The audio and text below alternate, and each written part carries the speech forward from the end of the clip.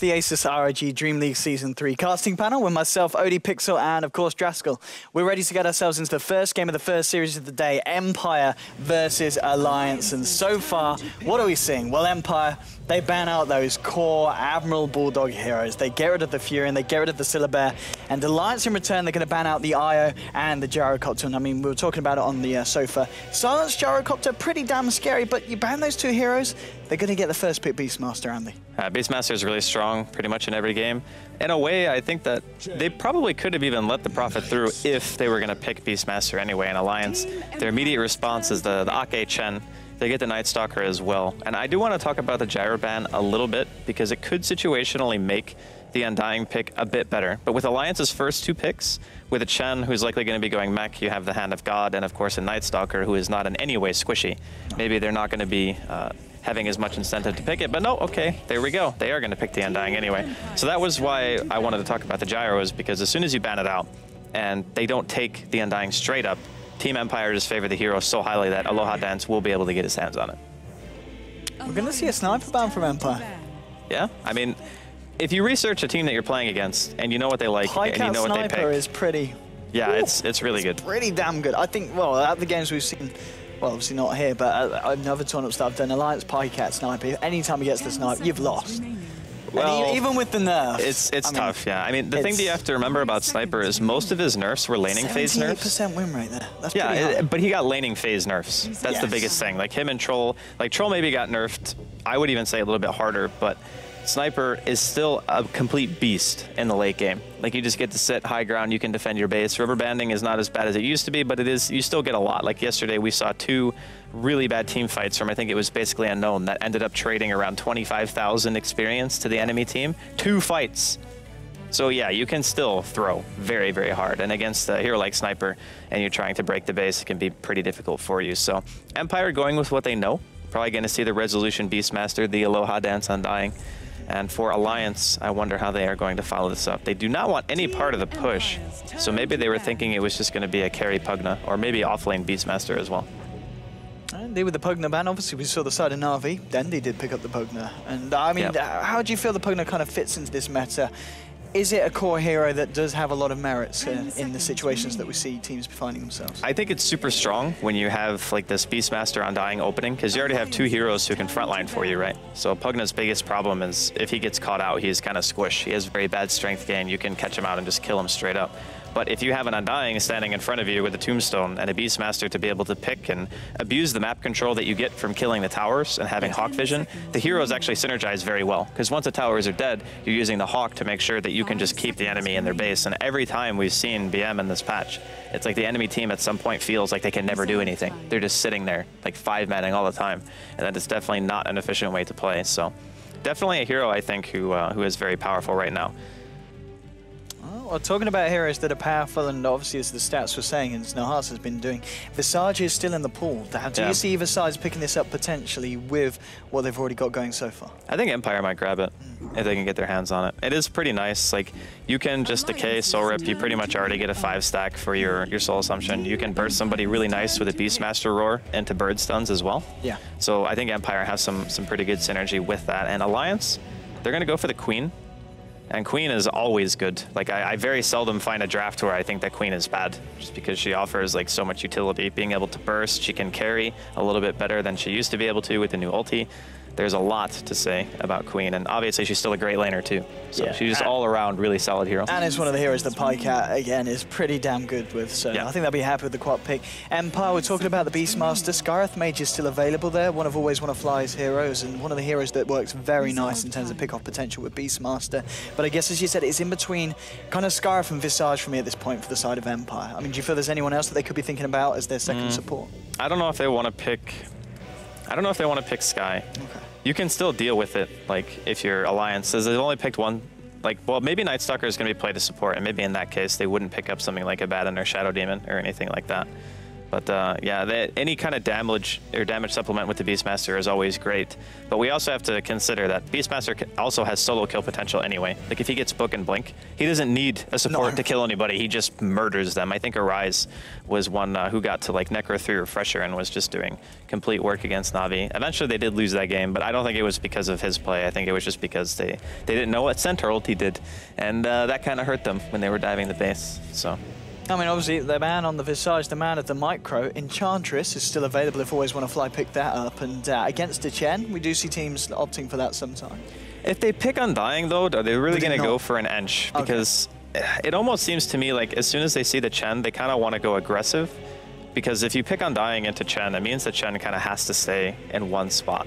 You know, like if he rotates to another lane, the Undying plus whatever aggressive heroes Empire pick can really punish the safe lane of Alliance, depending on what kind of core they're going to pick for Lodi here. But again, it's still pretty early to tell for Empire, and they are taking quite a long time with their picks here. They're going to go for the Bane. So I do think this could potentially be an aggressive lane here from Empire. Like Bane Undying is so strong. Like even trying to gank those two heroes, even if you could throw like a Chen and two heroes at them, there's a good chance they just walk away. Like that's how powerful they are together. So we will see. Okay, now fourth pick for the side of Alliance. I mean, if it is going to be this Night Stalker support, which do you kind of feel that's going to be unlikely, seeing as they are already running a Chen, and they do need someone that kind of is a no, it can be Night Stalker support still. Yeah, it definitely can be. Yeah, it could be kind of a semi-counter to the Beastmaster, like being able to pop your ulti and restrict vision from the Hawk, and just like having some way to take away from the Beastmaster overwhelming presence of they can always see us, you know, that kind of thing really hurts a team. If you don't have any smokes, for example, like when 8Mother was here the other day, we were talking about trying to gank into a Beastmaster team and how difficult it can be. But if you have Night Stalker ultimate, that enough is a utility to be able to try to get out on the map and maybe make something happen on your own terms. So even in a support capacity, he can still do that. And if Alliance want to try to run him mid, or they want to try to run him as something else, which I do feel like it's definitely support now, after having seen the Shadow Fiend pick up from Alliance, yeah, I think it will definitely be either a 4 or 5 position. Probably 4, because Chen usually plays like the Ake Chen is the 6th position Chen. He just buys everything, and then his other support can get items, so. Yeah, okay. And I think, in fact, I know that Mad, he has played a fair bit of NS, and especially in FPL I've been watching. Yep. He likes to grab himself the Night Stalker. He thinks very highly of the hero, and he is obviously very good on it as well. So the final pick for Alliance, when it comes to it, is looking to still be, of course, Bulldog's hero. And in terms of Bulldog's kind of core, you know, top-tier picks, the clockwork is still there. Now, do you think that could be something that could work against Empire? It's not really, I don't think for the clockwork itself, it's such a nice pick against what Empire have. Because hooking into a bunch of strength heroes or even a Bane doesn't really feel that nice, you know? Like it's nice to be able to catch somebody out and start the fight. Like the only reason I would say they would go clock is because they don't have initiation. Like Alliance right now, their only initiation is either the Night Stalker runs in or the Queen blinks in, both of which are not great. So I'm kind of leaning more away from a hard initiator. There's another way to play it. You can just use your Shadow Fiend to siege and the Chen creeps and just kind of play around that. And maybe they go something else. I don't know. It's a hard one to pick an off lane for Alliance, because Empire now, they got the Clinks. It's a very high physical DPS hero, good against Chen for obvious reasons. You can just Death Pact whenever they're pushing. And Team Empire do kind of want to 5-man a bit. Like with an Undying already, you do want to fight a lot. And maybe they could just be doing the Clink's Bane, Undying aggro lane. Maybe they pick a solo as their last hero for Empire. And lucky for Empire, actually, their last pick. So they'll get to see Alliance's last hero before they pick theirs, which is a little bit of an advantage here, I would say. And they're going to take away the Lina. Okay, so maybe worried that, maybe thinking potentially it was going to be the Clinks in the solo safe, and that Empire might run the Bane Undying as an aggressive support duo with a core Lina? Well, I think the Clinks is definitely going to be played as core here. Or maybe they put it 1v1, actually. Clinks is really strong in 1v1 lane. But I don't, like a Lina Bane setup is really strong if you put it with an Undying as well. And people are kind of gravitating towards that dual off lane with like one hero who can set up and one hero who just has really long range and can harass. And they do ban out the clockwork. And I still think it is good, but it's not a game that I would want to play clockwork in, at least. So they did need some kind of initiator though, so they're just going to ban it out. Okay, yeah, so final pick now for the side of Alliance. I mean, obviously we know that Pycat is very good on the quad. Do you think there's any chance that they'll just put SF mid, get Bulldog on the Quap off lane and now pick Loda's hero?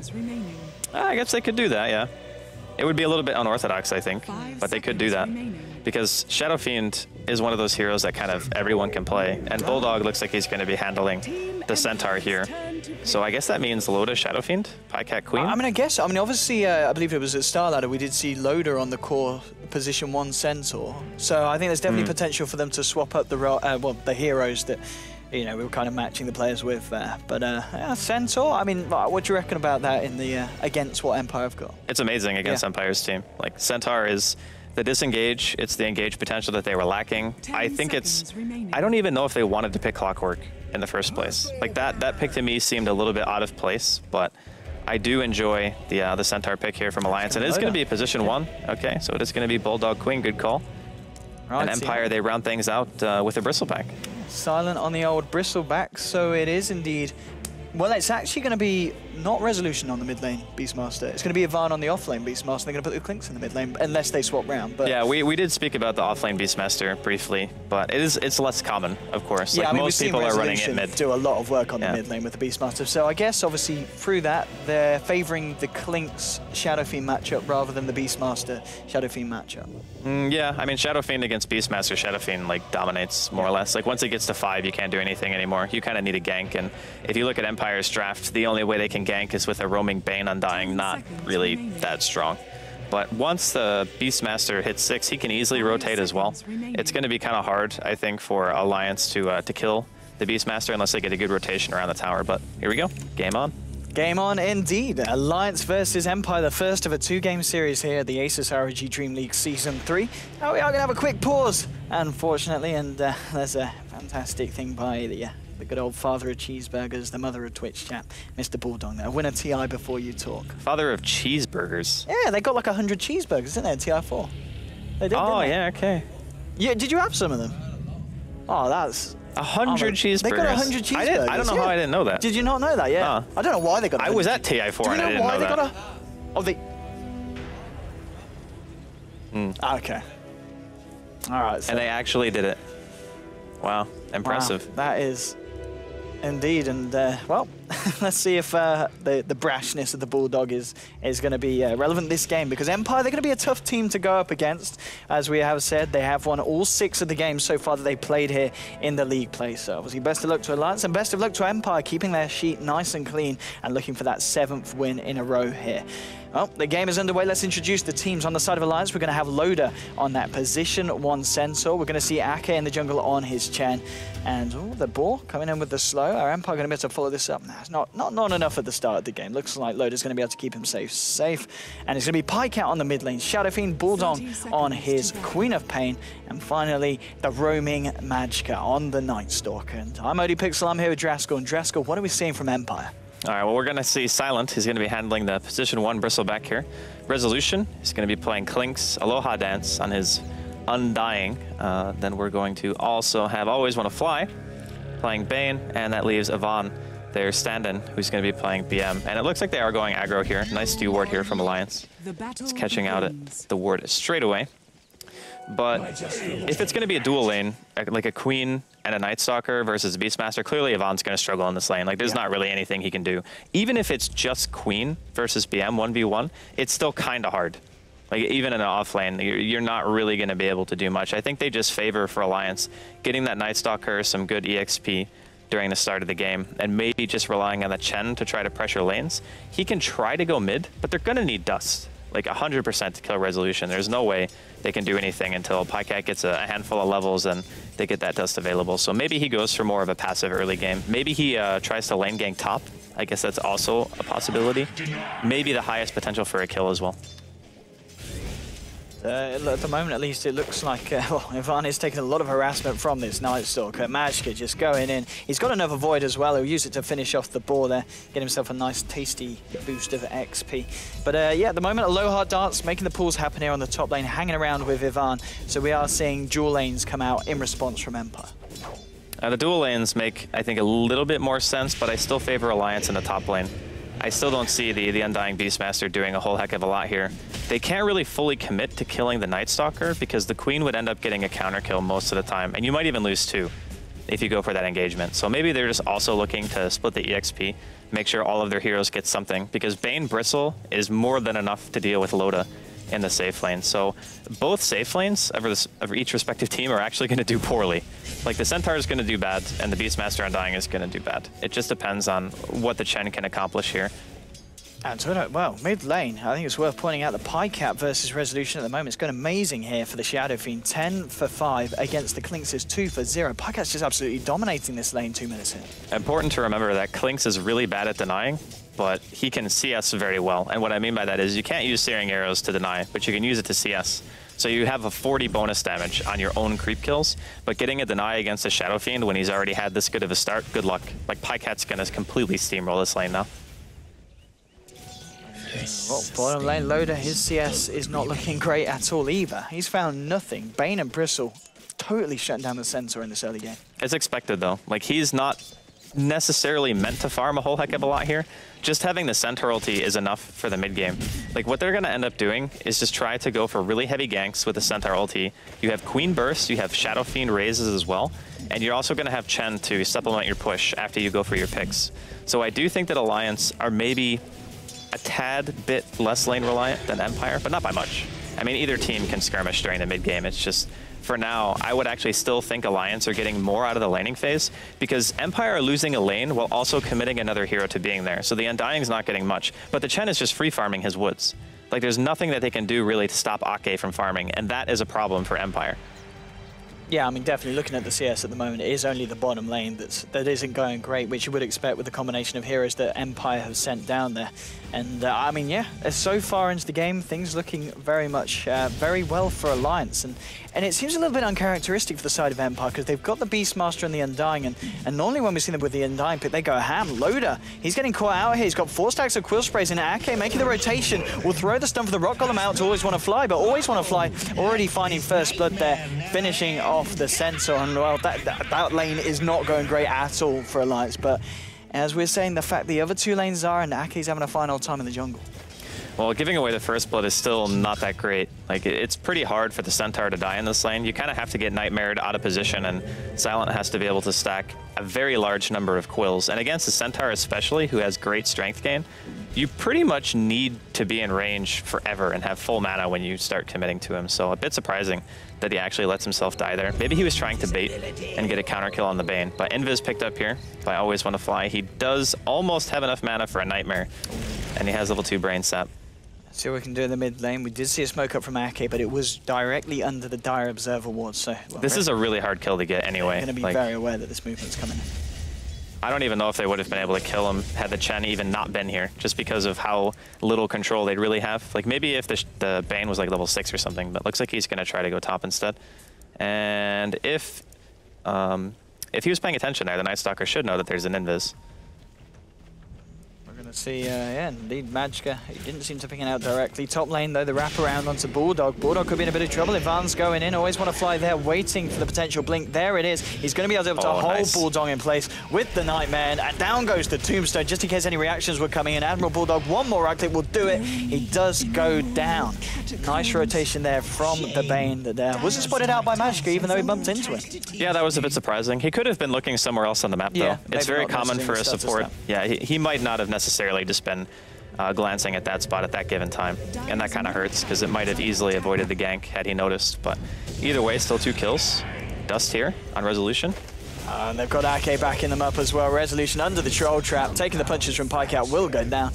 Pycap taking a fair bit from the tower here on the way out, but he's got bottle charges. He's going to be A-OK. And Alliance getting themselves on the board there with that kill onto the Klinks. Pycat's a monster right now, 39 and 16. He's level 7 at 5.5 minutes in. This Shadow Fiend is going to have a fantastic game. And the thing about SF is he actually hits so hard if you just build him the way that people typically do, which is like mech, SNY, BKB, and things like that. He's great at man fighting.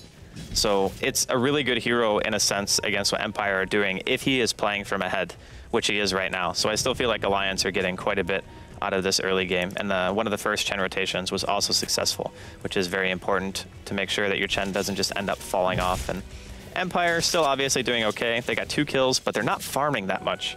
That's my biggest concern. Like the Bristleback is farming, sure, but the Klinks is getting murdered in middle lane. And like your safe lane Beastmaster has 15 CS, so they're going to have to... Oh, Magicka here with the Void onto Always Want to Fly. The Nightmare will be there holding Magicka in place, but the Troll Trap from Ake holding Always Want to Fly in place. Undying throws down the Tombstone. There's going to be a Stampede trying to get Magicka out of there. He's running as quick as he can as the axes fly through. He's still alive, but there's Resolution with a searing arrow to the face. They will be able to find the kill onto Magicka. That was a nice counter kill there. And Loda's still kind of suffering here in this bottom lane. Does Silent have enough mana to kill here? He might be able to get his stomp from a stick charge before he dies. We'll see. Yeah, okay, Silent decides not to overcommit. I think he would have just been short on mana for a stomp anyway, but Silent, I think, still made the right call by not going all in on that kill. I mean, the fact that in this mid lane, Andy, Pycat is still dominating the Clinks. 3.5k against the 2.3k net worth between the two heroes. That's a pretty big difference 7 minutes in. Yeah, it's really hard to stop a Shadow Fiend once he gets going.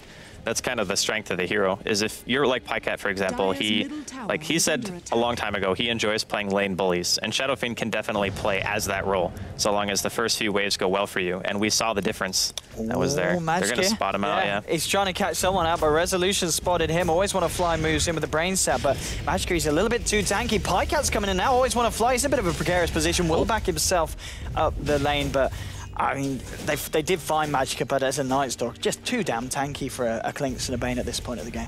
That's kind of one of the reasons why the Undying pick for me doesn't, I don't know, it doesn't feel like it's doing a whole heck of a lot. And whenever there's an active laning phase, I always see Undyings not really contribute a whole lot. Like, it's not that he's playing bad or anything. His top, we're going to see Yvonne take some harass here. He'll get so ripped up. I think he'll be fine.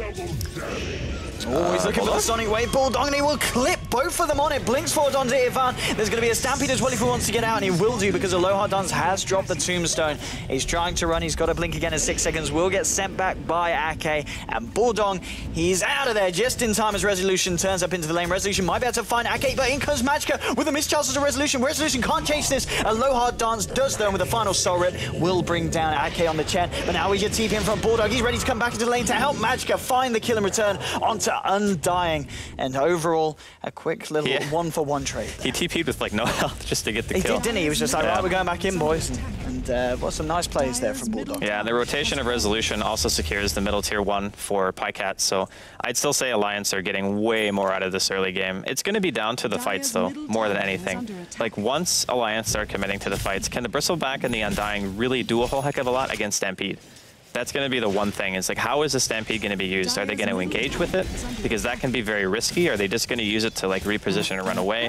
Which almost guarantees that Empire are never really going to be able to kill anybody without a grip or a roar. Like, those are the two things that they have to counterplay that. I don't know, I'm kind of worried for Empire right now. I feel as if it's not over for them by any stretch. Like, there's still a lot of Dota to be played, but I think that Alliance are definitely outplaying and have a better early game so far. Yeah, I mean, it definitely feels like it is a similar play style from Empire that we saw in the previous days, but it's just not working as well as it has done against previous teams. Alliance really being able to cope with what Empire's throwing at them, and now Silent, he could be in trouble. There's a rotation from Magicka, Pycat coming in as well. Ake's also in the jungle to back him up, and there's just Stampede getting them in position. Who stomped double edge to the face of the Bristleback, and with the raises and the punches, Pycat will find himself a kill onto Bristle. Very nicely done. They are going to TP react from Empire. They have the Tombstone available if they want to try to drop it here. And I'm not even sure if Alliance want to even commit to the push. They could just be satisfied with killing Silent and just go back to their farm game. Resolution's going to take the rune away from Pycat while he's invis. Unfortunate. I do want to know if Pycat decides to change up the typical item build for Shadow Fiend, or if he just wants to go for the standard mech. Because Ake has a headdress, so I wonder what his item choice is going to be if he's not going to be the mech carrier. Yes, yeah, indeed. He said the headdress onto Ake. He's got 2k saved up. Oh, Magicka. Very nice there with the dust as he realizes Resolution might want to try and steal the rune, and Resolution has to TP himself out, but nice awareness there from Matt. Yeah, it's the downfall of a Night Stalker being by himself, is if you have to Void to slow somebody, then they always can TP out, because the Void cooldown is just way too long. I mean, 8 seconds isn't that long, but it's obviously enough TP for a TP, yeah. So still pretty, well, I guess for the heroes that Empire have, it's been an active early game. Like, their heroes aren't great roamers by any stretch. The only person they have that can really make anything happen is the Bane. Beastmaster now has Roar, though, so Yvonne's going to be able to help secure a kill, maybe, by just being able to roar on one of the ganks. And Resolution he's kind of recovering a bit. He's still only got like 40 CS, though. Compare that to Shadow Fiend's 98. at 11 minutes in. Like, good God, Pycat is farmed.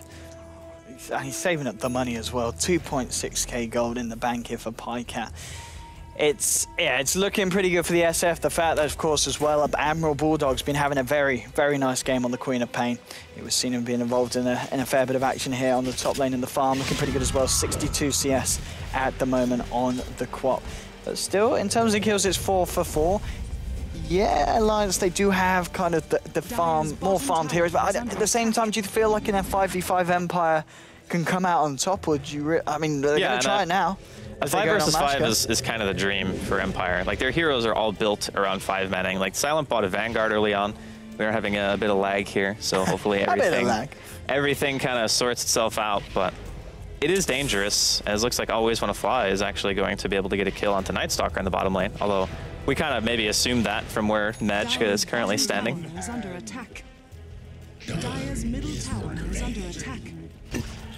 All right, well, I'm not really sure what to say in regards of the game, as we can't really see what's happening. But this also happened yesterday, so hopefully whatever problem it is, it can be sorted. See Resolution scouting out here. Are we back? Are we almost back?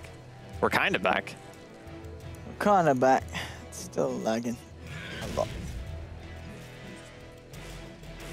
Yeah, I'm not really sure what the deal is. They're going to spot out Resolution here. Resolution gets caught, but I haven't got any detection. He did manage to get out. Oh, didn't no, read by dust. Wait, no, he did die. Oh, yeah, he did. Okay. Okay. Okay. Okay. Well, could have fooled me. Lag. Yep. Pulled the wool over my eyes there. And it looks like Pycat opted for the Shadow Blade, which is still really solid. Being able to get in is the key of the Shadow Blade, unless Empire are really good about placing their sentries down. And they're also going to find Always Wanna Fly here. That damage. Don't know who got the kill. Probably Pycat. Yeah, there we go. Pycat got it. Void onto Silent. He will get soul ripped up. Bulldog coming in with a scream. The Ake farm trying to chase him. I don't know. It's kind of hard to focus on the game when you can't actually see what's going on, you know? Yeah, it's a bit rubbish. Oh, there was a Requiem, apparently. I can see the Shadow Fiend's wings and things. People are dying to Pycat. Yeah. It seems like Alliance are actually doing really well. I would love to be able to watch the game in real time, Owen. Would have been really good. Yeah. Would have been fantastic. Thank you, Shane. Thank you for calling that for us. Really appreciate that. Wait, well, did they kill the Shadow Fiend? Yeah, they killed Pycat. No, triple kill for Bulldog. Triple cheeseburger for Bulldog. Wait, how can you guys see it, but we can't? Oh. You're just guessing. Yeah, being very helpful. Oh, are we back? I think we're back. Are we back?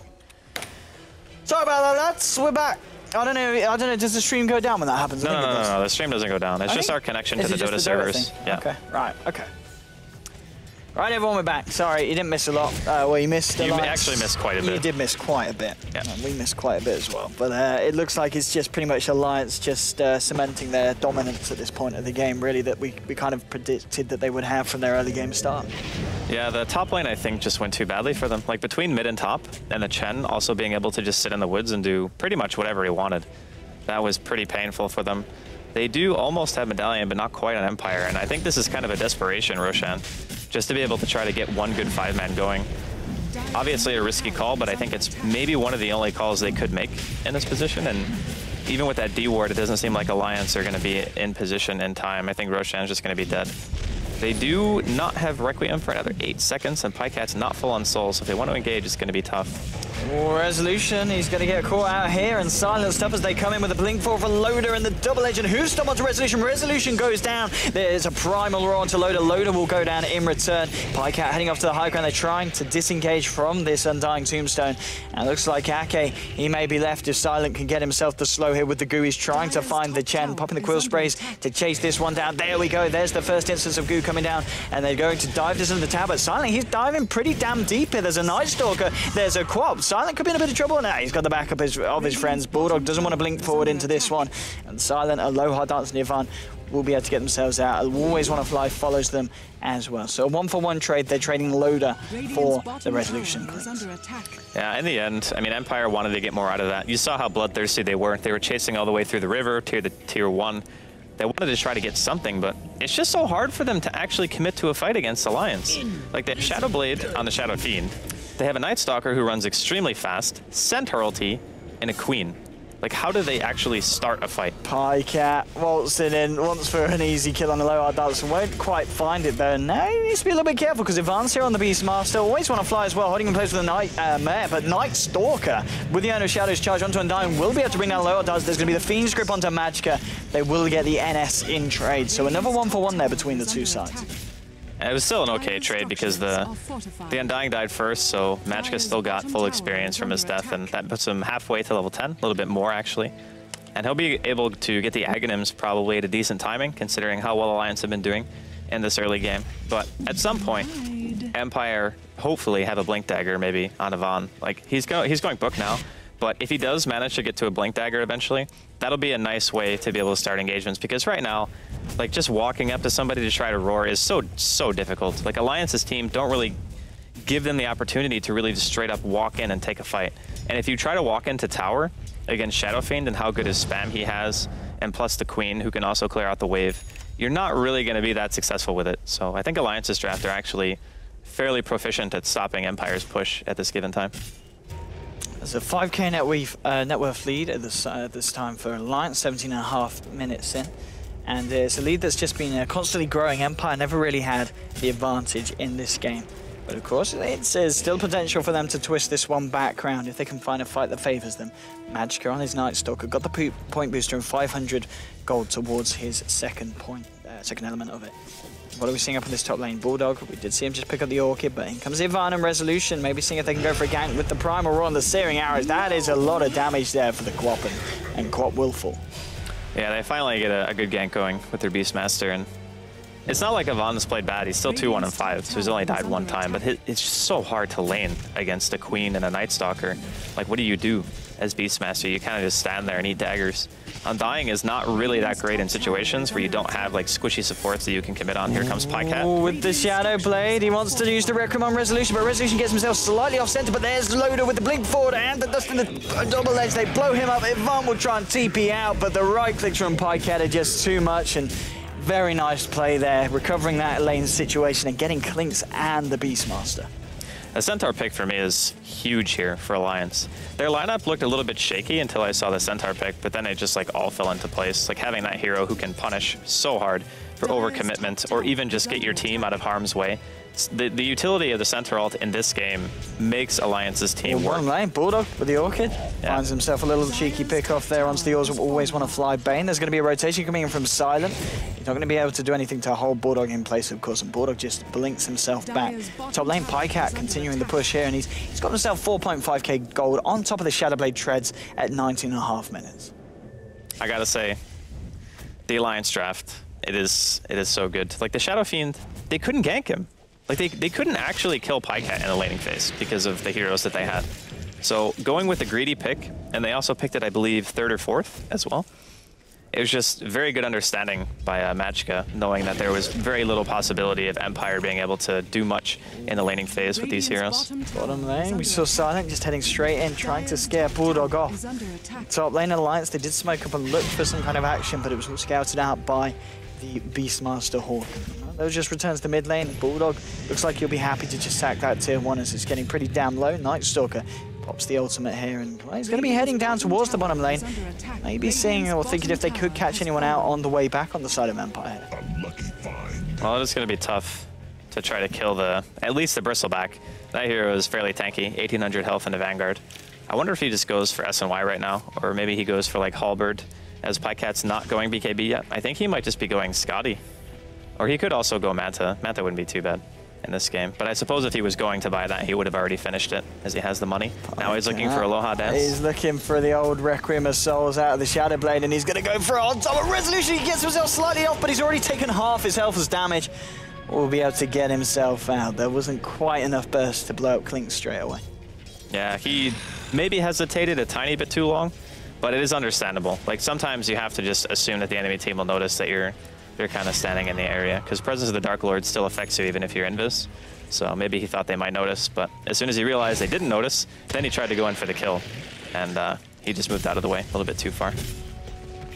Loader, he's got a point booster on his way to the old Aghanims, 1200 gold as well, and blink forward. He will be able to find the Rehosting, double edge onto Silent. There's the backup from Magicka and Bulldog as well with the Orchid, and with the amount of burst damage, I don't think that Vanguard's going to save you this time, Silent, and he will get blown up there. Magicka being credited with the kill. That's on the a tower Night as well.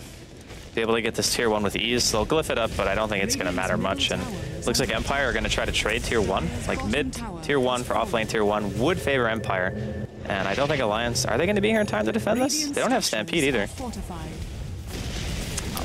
Looks like no. He's getting scouted out, and there's going to be a Raunchy, a Night Stalker, a Aloha Dance coming in, and they'll find in there's going to be a Fiend Script as well onto Loden with the Searing Arrows. That's going to be a second kill. Hand of God is not going to be enough to save the Centaur. 2 heroes falling down there and losing a tower as well. It's a bit of a costly trade there for Alliance. Yeah, it wasn't the greatest thing. I think maybe they'd miscommunicated if they were going to try to defend the tier 1 or not, and that happens sometimes. Like, you see the tower dying at X speed, and some person thinks you can save it, other guys like, nah, we can't. I think not having Stampede was the biggest mistake, though. Like, if you have Stampede, you can still kind of maybe try to defend that and then not lose 2, but yeah, giving away 2 for free there, and the tower Empire will definitely be happy with that. In the meantime, Shadow Fiend picks up his Lincolns, obviously good against Bane. It's good against Beastmaster as well. But there are other abilities on the team that can eat it. So he's kind of going with the assumption of the Beastmaster will be the only hero who buys an initiation item. So if he gets Blink, I'll always be able to block Roar. Unless for some reason I'm so slow with my Shadow Blade that he manages to mana burn me with a Necro Creep before I use my Shadow Blade. Which is pretty unlikely. So. Indeed, and Quap, we see Bulldog here with the first Perseverance. Is he going to get himself a Lincoln Sphere as well, do you feel, or potentially straight up for the Refresher? I don't know, actually. I don't think Refresher Rush is really that good, to be honest. Like, Lincoln's is great against their heroes in general. Like, Refresher Rush means that you pretty much use almost your entire mana bar on just using ultis. And you also have Orchid on top of that costs 100 mana, and you're kind of wasting it if you... I think if you go Refresher first, I think it'll probably be Lincoln's. Okay.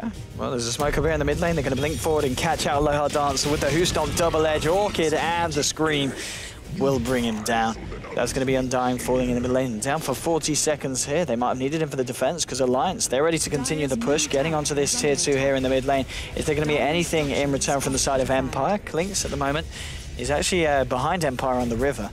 And, looks like he's just going to look to get the split push going, and off the back of that, Empire almost will certainly just sack this tier 2 here. They're not going to be able to do anything to stop this from Alliance. Empire have such an immobile lineup. Like, they don't have any hero who really travels that quickly across the map except for Klinks. And Klinks cannot solo kill anybody on the side of Alliance. Like, he hasn't gotten an Orchid up. He went straight BKB. So Resolution's map presence is still pretty much nil. And this is a guy who I would say in this entire league so far hasn't really had a bad game. And this is one of the first times where I felt that his performance, not necessarily because of the play itself, but because of the matchup that he had to play, he just hasn't been able to influence the game, like, at all. So I think Empire still have their work cut out for them if they want to try to make their way back into the game. Roshan is probably not going to be as easily taken by Empire as it was before. Alliance most likely going to contest, especially considering how farmed Pycat is. And if that happens, I don't see them winning a 5 versus 5 fight. Very fast cliff reaction, by the way, on the top tier 1. Resolution just trying to make something happen for his team, as the rest of them just, I mean, with no Blink Dagger on your Beastmaster, you can't start a fight unless you're either pushing or Alliance walk into you. It's going to be a hard one for Empire. Definitely one of the toughest games we've seen them in so far in the league play. Maybe they can. They've still got what it takes to pull this one out of the bag, but they're going to need a lot to come back at what Alliance have got so far, especially with big item pickups on the horizon. Centaurs, we saw Loader closing in on his Aghanim Scepter. So far with the point booster and the Ogre Club, only about 700 gold to go, and he's got that finished up. And also Magicka, how's he doing on the Night Stalker Aghanim's Rush? He's got the point booster. Okay, yeah, Ogre Club's on the cover. He finished Treads and he's got Ogre Club, yeah, so. He could have almost had his Aghanims, but he opted to finish Boots. Resolution heading into the jungle here. Going to scout him out, and looks like Alliance are going to rotate out and gravitate towards the Roshan pit. Roshan is pretty soon up. They are going to scout out Resolution here. Resolution duking it off and just keeping himself frosty there, keeping himself well out of the way. There's a courier flying in, but Resolution isn't going to be there for that kind of action. And, they have so much dust. Like, if they just randomly dust, they would have seen him. Both sides here in the Radiant jungle. They're going to kick it off with a Fiend's Grip onto Loda. Magicka pops the ultimate. There's going to be a crippling fear onto the Bristleback. There's your Stampede as well, trying to get the side of Alliance into position. BKB's being popped by Resolution, and he's doing a lot against the side of Alliance. Pycat getting himself very, very low here. Does manage to get the Requiem of Souls off. Will look to TP out, and with the damage reduction from the Requiem, it's enough to save him from Resolution's right clicks. The only person to fall in that fight, so far at least, is Loda on the Centaur there. But yeah, nice little play from Pycat there, getting the ult off and just TPing himself straight away from the Clinks. And it does also potentially secure them. Roshan, can Alliance actually stop this?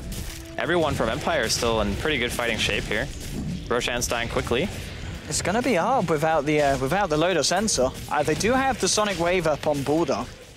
But yeah, Roshan's going to go down, and Empire off the back of that fight, that one pick-off was all they needed to kind of force before the Roche attempt came out. Very nicely done. That was one of the few times this entire game where Empire has been able to just start a fight, and it was because of a smoke, obviously. They got into a good position.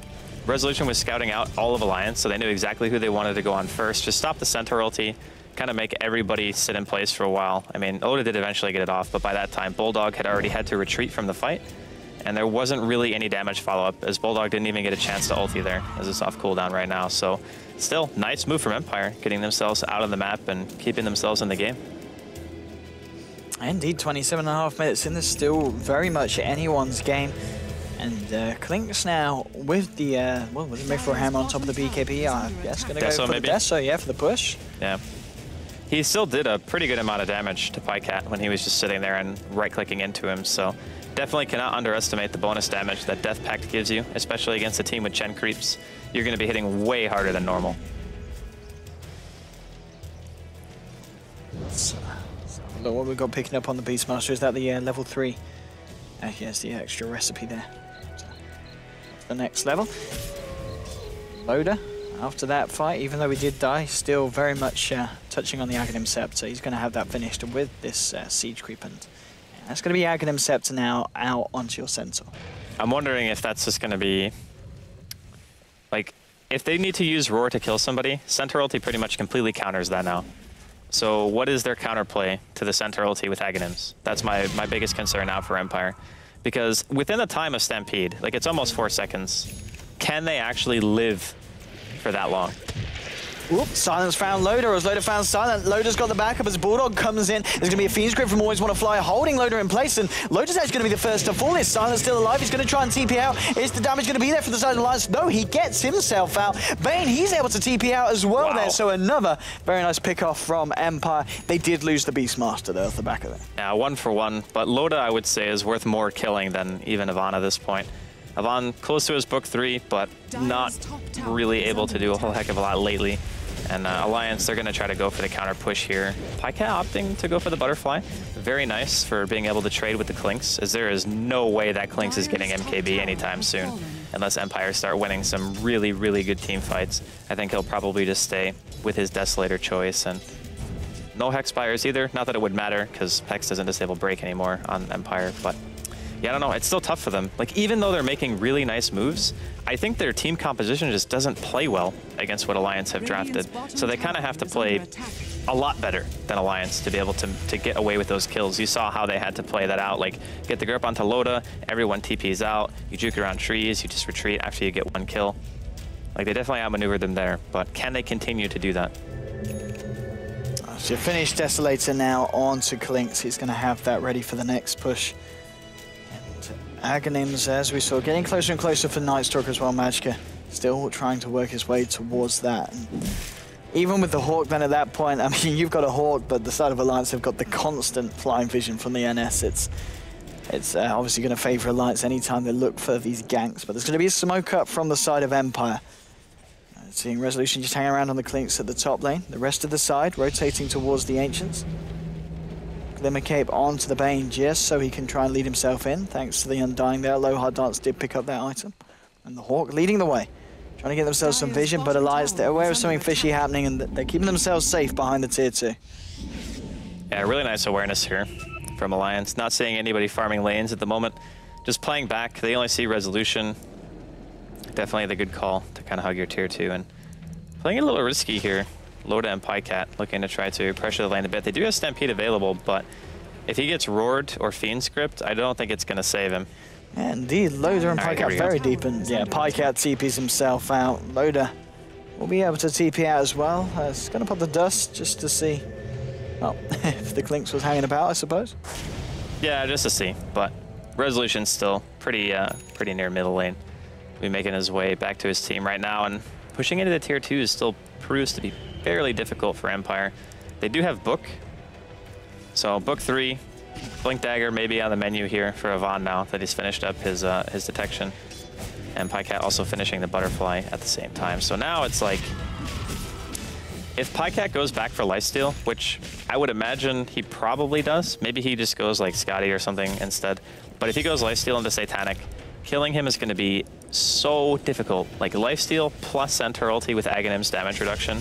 How do you actually ever kill that hero without an MKB and your Clinks? Like Resolution almost has to make one if you want to have any chance of killing Pycat. Oh, he's coming in, but there's already a Sentry Wall being popped down by the side of Alliance. They will find Resolution. He'll go down even with the Glimmer Cape and the BKB. It wasn't enough to stop the damage coming out from Alliance. A low hard dance falls as well. And a very nice Sentry Wall placement there by the side of Alliance, enabling them to kick the fight off onto Resolution rather than the other way around. Yeah, it just goes to show that Alliance have multiple ways they can play this out. I feel like Empire have been pigeonholed into a particular type of style, which they've gotten some ganks off, mostly with the utilization of smoke, but any other way of engagement is kind of just trying to play 5-man Dota. Now up to the high ground, doing a fair bit of damage here to the T3. Silent, Yvonne, and Always Want to Fly, doing what they can to try and hold the push, but Loda blinks straight up to the high ground. Who stomped double edge onto Yvonne? The Crimson Guard will come out. Yvonne will get the royal to Loda, but he goes down. Beastmaster's fallen. Silent with the BKB, trying to fight up against Bulldog. Bulldog getting trapped up. He's stuck. I guess the Stampede made him stuck in the racks, I guess. Or? No. The creep was putting him against the barracks, yeah. There was one of his own melee creeps was making him stuck there. That was really unfortunate. Well, they lose the Quap. They did get the Beastmaster, and they did get the tier 3 as well, Alliance there. Yeah, it was still, like, I don't think they had to lose anybody there. Just a little bit of unfortunate timing, I guess, on the Stampede, putting him in that position to where he couldn't actually get out. And he blinked forward as well, which was the scary thing. Like, typically on Queen, you don't blink forward ever, especially into the enemy's base. Yeah, there's not going to be anything happening here. Maybe he goes for Ake, though. Pycat will come out, obviously, before Resolution, so... Oh, the sentries, they do know, and there is your troll trap. Pycat coming in as well, and well, with the little stun there coming out from the rock golem. Stampede as well, trying to chase down this Clinks. A second sentry goes down, they're trying to catch him out. And there's the third sentry as well, but Resolution, he's well on his way. Just a little too speedy if you haven't got the control for him. The old breadcrumb trail coming out here from Ake, just make sure he can find his way home. Sentries everywhere. Magicka now with the Aghanims and with a gem as well. It's pretty much a Clinks' worst nightmare. Yeah, it's terrifying.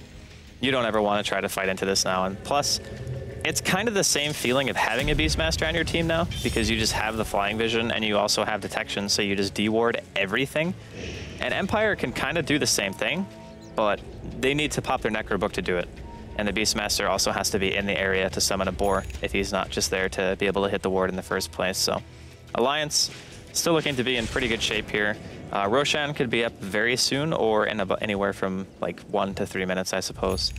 And maybe Alliance can get their hands on an Aegis for the first time. Looks like it'll be a 2-minute spawn. They're going to smoke up here, and well, even with the Magicka, well, they smoked under a ward, by the way. Yeah, so they didn't spot out the ward because they didn't have the flying vision. Yeah. So yeah, it's going to be totally aware from the side of Empire. And Empire, they're going to just back themselves up and prepare themselves, brace themselves for the push that could potentially coming out from Alliance now. They're going to smoke up themselves, actually. Oh, they want to run into them, okay. Yeah, they want to look for some counter initiation here. They're going to keep themselves up, but of course, the Dire's vision not too great. They're not going to know at all where the side of Alliance are, and even with the smoke just hanging around in the base, still deciding whereabouts they want to make the movement towards. It's going to be hard for them to catch someone out here. It looks like both sides just having a little bit of cold feet and just hesitating from starting a clash yet. Well, from Empire's perspective, I understand their hesitation. It's much harder for them to win a team fight than it is for Alliance because of like being able to Requiem, also being able to just pop Stampede to make sure nobody on your team dies for almost 4 seconds. Like that kind of utility is very hard to play into. So you have to do it perfectly like you... Loda waltzing up with the Glimmer Cape, Pycat. He's there as well. Who's gonna? There we go. Hoof Stomp onto Ivan and a Lohar Dance. Admiral Bulldog with the Sonic Wave onto Lohar Dance. Undying will fall. Ivan's still alive here, throwing the axes out onto Admiral Bulldog. He'll go down as well. There's gonna be a buyback from a Lohar Dance on the Undying. Gets himself back in, drops the Tombstone. They've lost Ake here on the Chen. They're gonna lose Magicka as well as a double kill for Silent. Now the damage from Resolution with this Desolator hitting away at Loader. Loader will fall as well. 3 heroes dying on the side of Alliance. And what was the bug? They're getting stuck on the zombies because of the Stampede. Like 2 or 3 heroes Stampede into the... were standing there without being able to move against the Undying Tombstone. Yeah, that's why they all died. That's...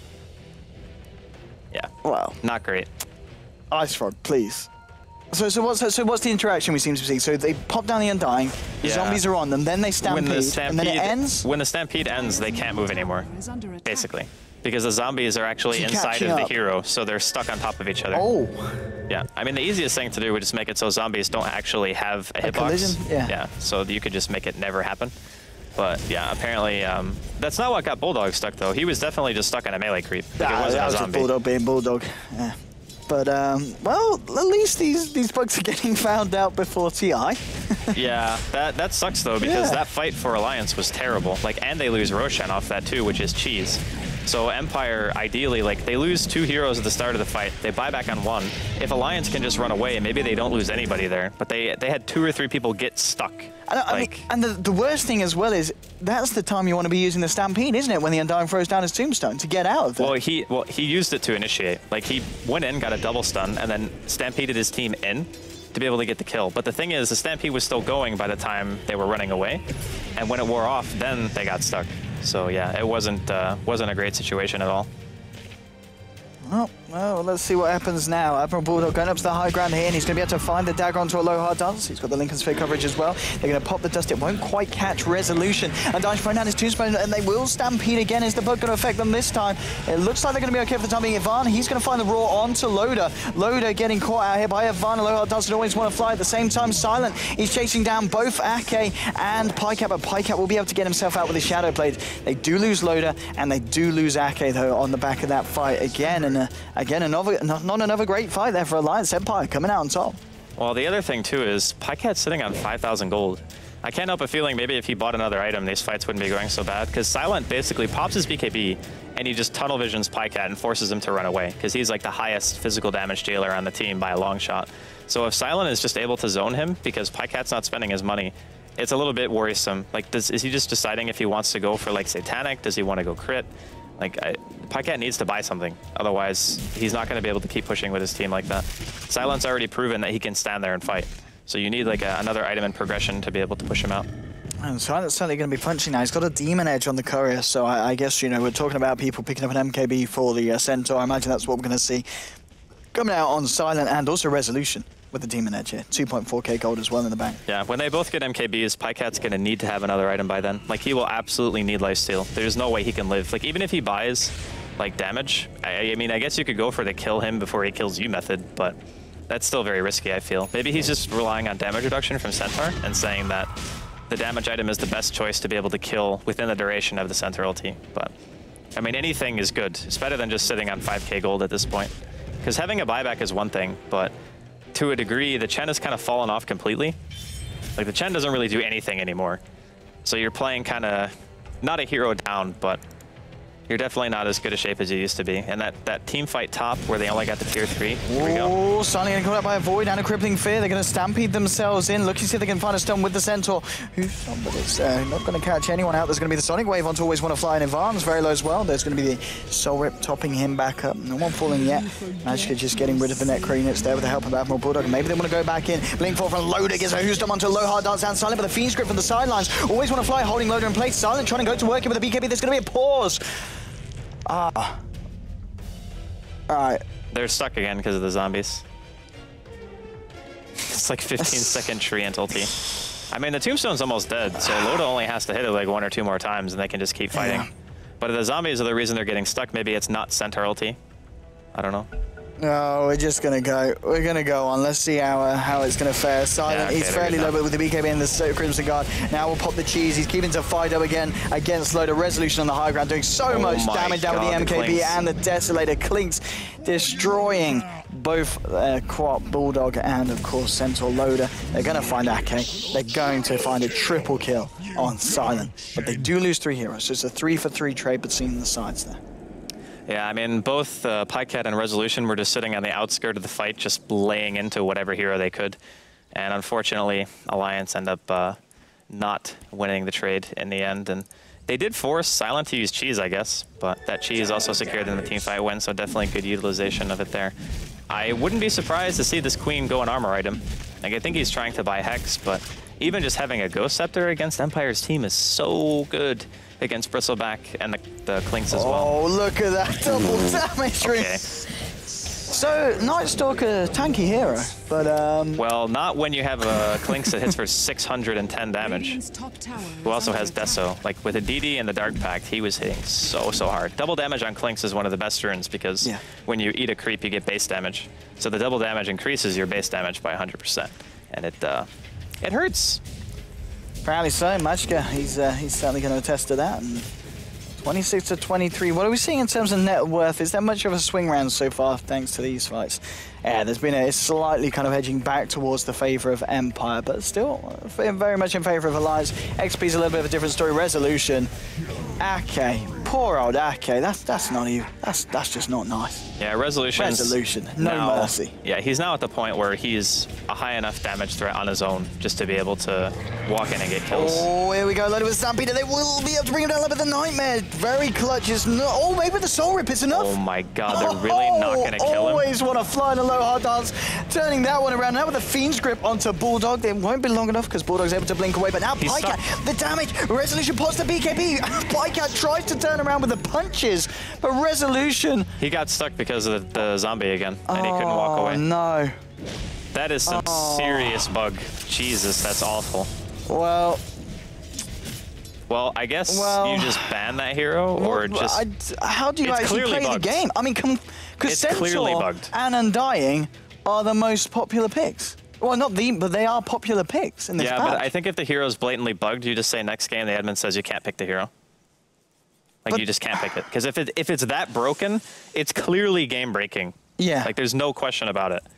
And some of these fights, they're losing heroes solely because of that bug. Well, you could argue they've lost a fair few fights because of that bug. Yeah. I mean, it's far too late to remake the game now. Like, if they wanted to remake, they should have said something earlier. But the next game, they definitely shouldn't be able to play it. Yeah. Well, one moment, please, says Smith. I mean, the thing is, was it just the Tombstone that was bugged, or was it the Stampede interaction with the Tombstone? What are you saying? No, I'm saying, like, when they stampeded the first time and Admiral Bulldog got stuck, because that was the first time I saw it the whole game. Like, when they were pushing top, for example. Do you just say that that's the interaction with the Stampede and the Tombstone? Because that time they didn't, like, there was no Stampede on Pycat. He just got stuck as soon as the zombie spawned. Yeah, that was weird that time because, yeah. So is it actually the Tombstone that's bugged? Or is it the Centaur ulti? Like, I don't know. Because I've never seen that happen before. This is the first time I've ever seen that bug. And we saw Undying yesterday a handful of times, and it didn't happen. Did we see Centaur versus Undying yesterday? I don't think we did. No, I don't think so. So it has to be the interaction between the two. So they're asking for a rehost just to see if it's the game itself that just, like, glitched out for whatever reason. And if that's the case, then I'm sure the next game will be fine. But well, we hope so. Yeah, we'll have to wait like 15 seconds, 16 seconds for it to roll to the 43-minute mark, because that's when the game, like, resaves. But this is a bit of a controversial, but what time do we load from? 43 minutes. You just wait, because there's already 2 heroes dead. Neither of them have buyback. Alliance want to load back before this kind of has happened. On a fair time, you see. They would have to reload at like 25 minutes in or something, I think. When did they push top? Was it like 30 minutes, 25 minutes, something like that? Drama. Because that's the first time it happened, right? But I think Empire are probably not going to be happy with that choice. No. Because a lot of good things have happened for Empire. I don't think you could argue all because of the bug. Like, or what do you... Well, it was definitely the bug. The bug helped. When they were at the tier 2, they lost 3 heroes because of the bug. And when they pushed top, Admiral Bulldog also died because of the bug. So I would say it was pretty game-breaking in this case. Like, it's just obvious. Like, you don't lose a hero if they can run away, but if they can't move, the hero dies. Like, it seems pretty cut and dry to me. Here we go. So, well, both teams discussing what's going to be the best plan of action. I mean, it's a weird situation, isn't it? Because I've never seen it happen before. Had something like this happen where such an obvious, well, just a bug has turned the game so much. It's not like it's a little bug. It's not a it's a big gameplay bug. It's pretty big, yeah. Pretty big. Wow. We can play from start. I mean, to be fair, that's arguably probably the fairest thing. It is the fairest to both teams because. And just auto ban Undying. I think. Do you remove the Undying or do you remove the Centaur? Well, no, I think it could just be like this one game is just buggy. I think what they're saying is like, Empire want to start from the beginning of the game because Empire say that if you start from before the bug happened, that it's not fair. Okay. Which. So you're pretty sure this bug is just, it's not something that's going to happen every time with this interaction? I don't know what made it happen. Like, it has to be Stampede, I guess. Yeah. Well. But I think Alliance want the game to start from the point where they were pushing top because that's the first time it happened. And I think we're assuming it's Aghanim's interaction with the Centaur LT and Tombstone that's making it break. Well, apologies for people watching at home. There's not a lot we can do here. Let's see what the people at home are saying. It's hard to say like what's really fair though, because Alliance had earned their position to be pushing top in the first place, right? So does Empire think it's not fair that Alliance played good enough to get to that point? Because I think that's also unfair. Like there's no good way to go about it. That's kind of the problem. No, that is the problem. There's not really, because it's not really a situation that you cater for, is it? The fact that because as you said, it's not something that really happens that much in Dota. I mean, the last kind of, do you remember that bug where you could pick Vengeful Spirit and you died to a tower and you give it Zora and then the game would crash? Yeah. That was pretty game breaking. Yeah. I don't think that was ever used in competitive though, because it wouldn't really do much. It just crashed the game. Yeah, I'm really confused because the fairest thing to do would be to completely replay the game. But I don't think either team would really be technically happy with that decision. Alliance just want to remake the game from prior to the push. Yes, and then Empire is saying that's not fair. But they were only winning the game because of the bug. Like, it's clear. Like, even if you're an Empire fan, you have to understand that the Tombstone basically acting as a root is ridiculous. I mean, that's some people are calling for us to show what happened. Is there any way that we can get a replay, do you feel? No, we can't get a replay. So, in a nutshell, if you don't understand how it worked, whenever the Tombstone ability was used, all of the heroes that were caught in the Tombstone were immobilized until the Tombstone was dead. Like, literally could not move at all. Stuck. And they lost a top lane push because of it, and they lost a tier 2 push because of it, and lost multiple heroes and gave Empire a huge golden experience boost. That's what happened. Like, well, I'm not saying it's fair to either team at this stage, because you can't be fair to everybody in these kind of situations. I mean, no, there's no real kind of there's no way to be fair. Everyone's going to be happy. No. Which is obviously sucks, but that's Dota 2. And we're not admins, so we're just talking from our perspective. We don't have any influence over what actually happens in the game. All right, let's see how many Reddit threads we've had so far. Let's have a look. You're such a fiend, Owen. I am such a fiend. Even during a cast, he finds time to look at Reddit. Here we go. Oh, Alliance getting stuck on creeps and zombies. Centaur, Stampede, and Tombstone. Leading heroes being completely stuck. Undying question. Yeah, it's all coming out. Oh, hello. I've had it. What are you doing? Sorry, I'm downloading stuff. Are you trying to install, like, I don't know what happened. I had a lot of Finnish appear on the screen, and I did not know what was going on. Why are our laptops in Finnish? I don't know. Well, Finland is kind of near Sweden. Yeah, but we're not in Finland, are we? Maybe they were bought from Finland. I guess it's possible. So we're just waiting on the admins to decide what they want to do with the situation. I think they're just double checking to make sure that it's if the bug can't be replicated, they'll probably just rehost the game. Like this advice: sell the Ags on Cent and move on. Yeah. I don't think we're doing that. I don't think we're doing that at all. Bug abuse? I don't think you can accuse anyone of a bug abuse in this situation, because I don't think it's I've never seen it happen before. I don't think they knew that this was going to happen. I've never, ever seen that happen. Yeah. Wait, what did they say? What's going on? An hour ago. An hour? We were at work an hour ago. I wouldn't have been able to see the video. Oh, someone's actually... Oh.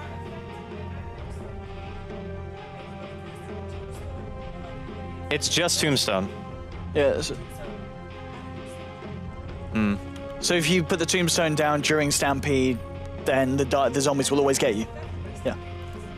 For the entirety of the tombstone's alive. Okay, yeah, well, there we go. No, what I did earlier, I stampeded and then I ran into the Ancient and I got stuck in the Ancient. That was just me being an idiot. Yeah, but I think that's intentional. Do you think it should push you out of buildings? Well, I ran through the goddamn Ancient. I was an idiot. I guess it is. I mean, do you think, is that intentional? I stampeded into an Ancient and then I stood in the Ancient. No, you should technically clip out. Because you should clip out. For example, if you force staff through the Ancient, you actually go all the way through. Yeah.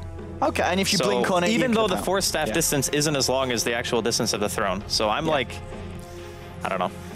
Well, it looks like Alliance they've gone to chill for a bit as admins do sort it out. So well, Loda actually just said he was leaving the game because he was angry, and I mean, you would be angry. Yeah, you would be very angry. Of course, you'd want to go and punch a wall or something. Of course, it's a good job Arise isn't in this match because oh Jesus, some heads would be smashed. Yeah, Arise would not be a happy bunny. Right, what's going on? Well, Empire are offering to play the game from the beginning, but they wouldn't be able to play it today. They would have to reschedule it for another time. Right, what's going on? Finland boys. Shout out to everyone watching, by the way. Obviously, there was another big match on at the same time, but you guys have chosen the right place to be here at the ASUS ROG DreamLeague. At the ASUS ROG Pause League. At the ROG Pause League. Yes. See what he did there. Or the ASUS ROG Bug League. The name of the league. Yes, well played. What a sick meme. Show bug replay. We can't show the bug replay, I'm afraid, because it's illegal. Is that why we can't show it? No, we can't show it because we don't have the equipment to show the replay. We don't have the equipment here at the ASUS ROG DreamLeague. Sorry. Or maybe we do, but we have to like wait for the game to understand. Yeah, no, we're just trying to sort stuff out. What? Someone took it from us. Oh, we've got a replay! Oh, we've got a replay. Oh, wait, I haven't got my screen up. Can we wait, please, production? Wait, no, you can. There's a preview screen right there. Oh, there's a preview screen here. If they're gonna show it, you can just watch there. So, this is where the bug occurred. So yeah, Stampede's been used. Gets stuck here. On the, has he got a zombie in him? Yeah, he's got a zombie on him right now, I think, or something. Oh, you can't see the zombie. Undying's dead. Now, see, he can't move. He can't move right there. Yes, he just dies the whole. He just stands there the whole time and just dies. And he couldn't even blink apparently either. But that was when he was stuck on the. That was when he clips onto the racks. Play it from here he and play it clips onto the racks because he stampedes into the racks. He's just clipped on the racks here because that's it. This hasn't got the undying. There was a creep there though too. There is a creep. Oh, he's clipped onto the creep. You can see it after he dies. Like there was a creep right there. So that wasn't even the undying bug. That was just the stampede bug in itself. So, and people said that. Yeah, he got just stuck in the creep. Yeah. We know. Yeah, and he just stampedes into the creep. Yeah. Oh, what? No. What? He's saying there's no stampede. They didn't use stampede. Oh, so you're saying it's something that stays on even outside of the stampede?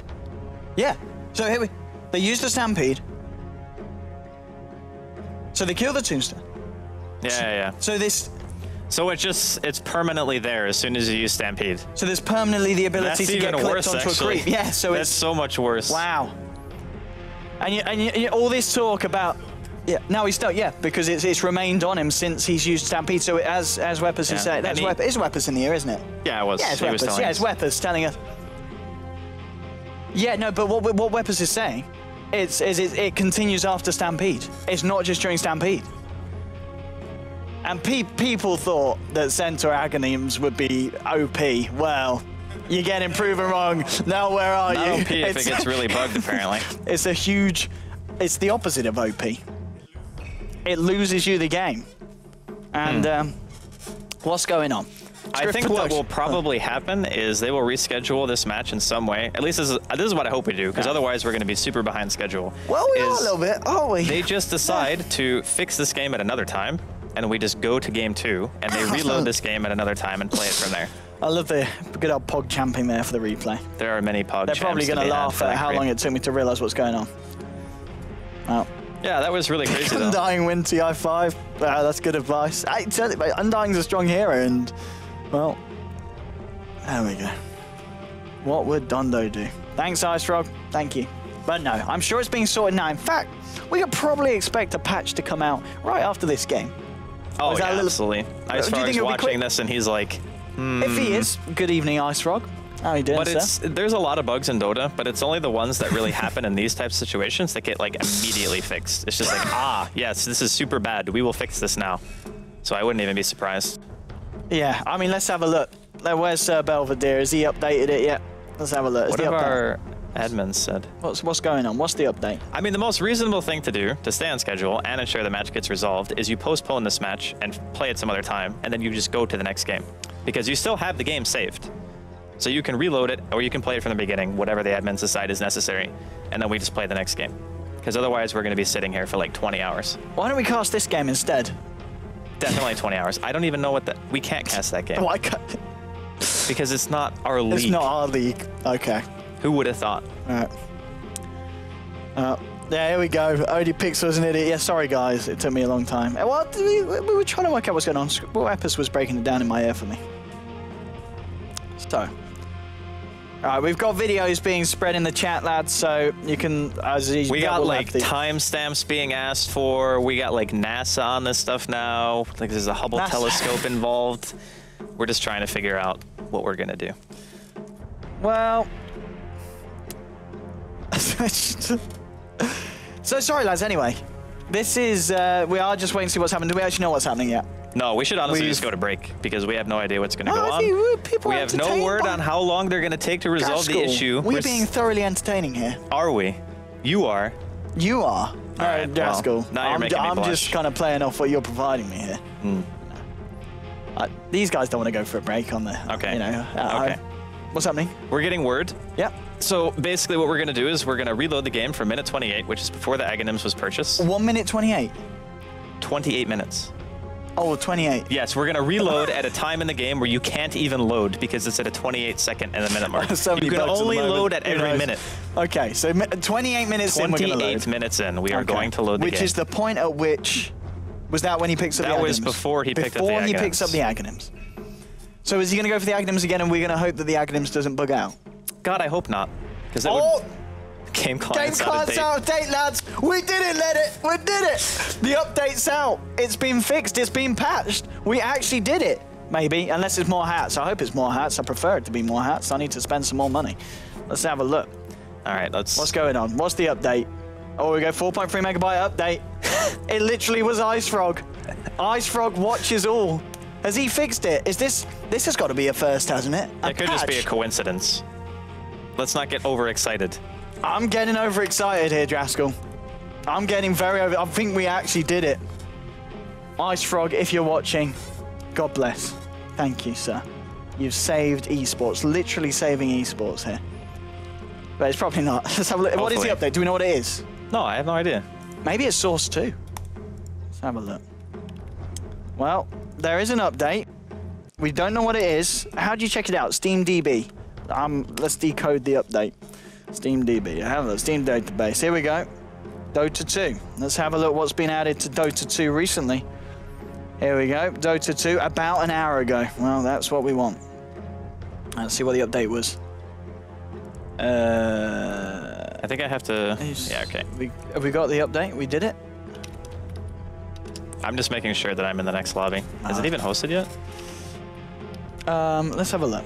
No, we're just trying to get ourselves back in the lobby. Lobby's not up yet. Lobby's not up yet because everyone's probably updating. Yep. You know, 4.3 megabytes is pretty big. So imagine if this is the update that actually fixes the bug. That's impressive stuff. If it is, but you're doubtful. I mean, it's a weird time for an update to happen. You've got to admit, this is not a time that you'd usually expect an update to come through. Yeah, but it's so small. It took like less than 10 seconds. So it's like, it's kind of an irrelevant update, if that makes sense. Because any big update they would do at a normal time, but this is just a bug fix. So bug fixes are very standard. And you can just Dota 2 main client update. I love how excited you are. Okay, no. It was just a coincidence, wasn't it? No, it's not Centaur bug fix, I don't think. No. That's what I thought. It's just new models and stuff and hats. Hats everywhere. Goddamn hats. So it looks like it's not been fixed. We did our best. We did it. Go to game 2. We can't go to game 2, mate. We've not finished game 1. No, can we not have little fingers being popped up at me on this? But well, okay. So I don't think it's been fixed. I think we did get a little overexcited. I mean, I don't know if I got. I think you got a little bit overexcited there, mate. So. I was excited only because you were excited. And apparently, we're going to a break, so you have to send us off. I have to send us off. Yes. Do you want to send us off? Oh, wait. We're back. I thought you said. Okay, never mind. I misunderstood. So what production you're said. lying to me now, Andy. He said. You said we're going. He said we're going back to you in a minute, and I'm like, what does that mean? Does that mean that we're going to a break? Does that mean we're going in game? I couldn't make heads or tails of that. So we're not going to. We're not going to a break. What are we going to? Just us. 1 minute break. We're having a 1 minute break. It's been decided. We're going to have a break. So guys, I know you'll miss us for the 1 minute, but don't worry. What is it? Absence makes the heart grow fonder. Words once spoken by Shakespeare. We'll see you guys in a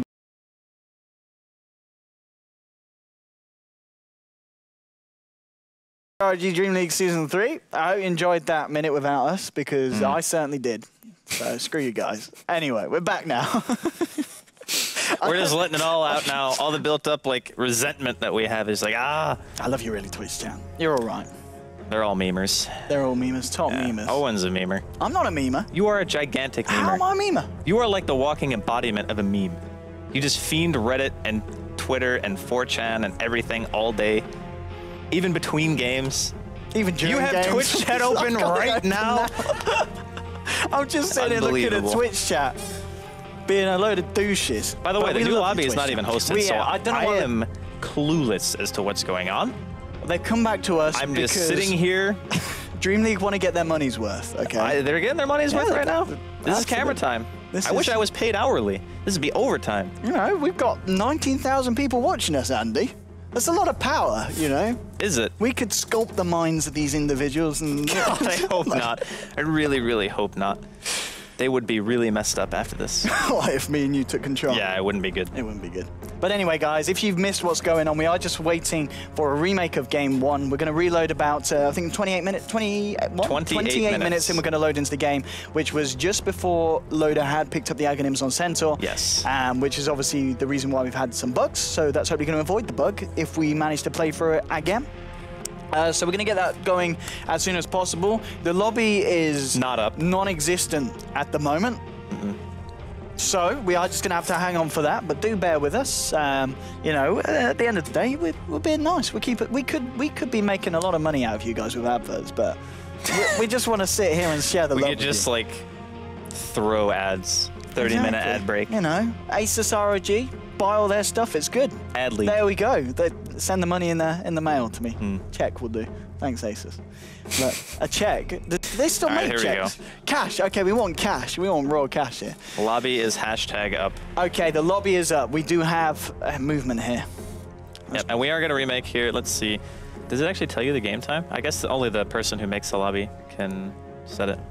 Yeah, Weppers has got to do this. Oh goodness, Weppers. No, it's Sniff. Yeah, it's the admin who's he's good. His micro controls are good.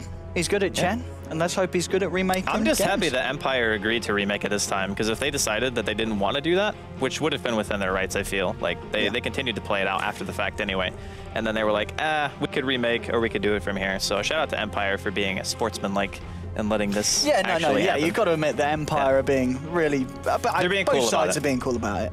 You know, Alliance was a little frustrated. Alliance were a bit salty. They were a little bit, but you would be. I think you would be. If your game was going as well as it was, and a bug like that just appears and wrecks your game. But they were acting... you know, forget it. Doesn't matter. Doesn't matter. Let's not start any drama here, Andy. Screw that. Let's not I thought about it for a second. I was like, nah, not worth. Nah, not worth. So we're just waiting on Empire to join the lobby, and we're going to remain impartial here. The desk, but yes, we're just waiting on Empire, who are not in there at all at the moment. Not yet. Maybe they should have the lobby password, because it's pretty much always the same. Well, Empire did say they didn't want to play. So yeah, look at Twitch chat. I mean, it's so goddamn funny, don't they? With their little hey OD Pixel. Hey. You got wrecked. Hey, I see one for me too. Oh, there's one for you. There's just one. There we go. The rest of them are you. That's okay, though. Draskell, that time of the month. What? Well. What did I do? What did he... Yeah, come on. I think you're being pretty, you know, level-headed with me here, Draskell. I'm being reasonable. I think a lot of people would have punched me by now. Maybe. Maybe. And when we're in break, Owen, like before, when the show's about to start, he gets like really excited and he starts like, his legs just go like this so hard that the entire thing shakes. Like we're on a platform right now, so you can't see it, but there's like this big platform that they've built off of concrete. And when Owen does that, the whole thing just like goes back and forth. And I have to be like, Owen, calm down. And I do calm down. That's true. But you don't even have to say it. You just kind of give me the look, and I'm like, oh, okay. You just realize it. Look. It's like the puppy who peed in the house, and you're just like... And they know what they've done wrong. Yeah, immediately. They know not to do it again. Not even a question, just my bad. Well, what's going on? Empire, they're on their way. Okay, what? Wait, Empire suggested that they could replay the match. No, I thought Empire said they didn't want to play again today. No, it's because they're all apparently... I don't know if they're all playing from LAN, but some of them are playing from LAN. They're playing from an internet cafe, aren't they? I don't know where they are. I guess they're in...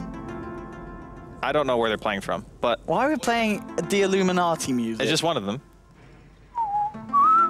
This is... I was going to say, it's X-Files, not Illuminati. What the hell? Yeah, but it is Illuminati music, isn't it? It's X-Files, no, but it's used in Illuminati context. I know it's X-Files, but this is... X-Files came out when Owen was like 8. When you're making one of your videos with all your, you know... I would say like 2. -4.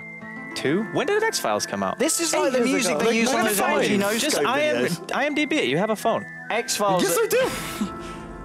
X-Files were a long time ago. Probably before I was born, wasn't it? I think so. No, I don't think it was before you were born. I think it was before I was born. I was never allowed to watch them when I was a kid. 1993. That was when I was born. Okay. Wow. Okay. Well, there we go. A lot older than Conspiracy theorists, hold yourself back. Yes. Step up your searching game. I was actually already 50 years old when that came out. That is incredible, Draskell. I don't know how you do it. How do I look so good? I don't know how you do it. I'm actually 70 plus right now. Twitch chat never get bored with this whole copy pasta rubbish, do they? Nah, they really don't. Once you get them going, I mean, there's 18,000 people worth of copy pasta in there, so it's going to be going on for a long time. Wow. Of course. It's nice to feel loved, Twitch chat. Why do we have X-Files music? We cannot... Because it's Illuminati. No. You know? No. Half-Life 3 confirmed. Can you hear me? Whip-Us is requesting that I hit you really hard on. I guess chat can hear you as well. Oh, hello, chat. No, chat don't want to speak to you. Oh, Jesus. Okay, well. Get wrecked, Shiver. But, oh, what's this? Oh, is this Sandstorm? Is this the Illuminati X-Files Sandstorm remix?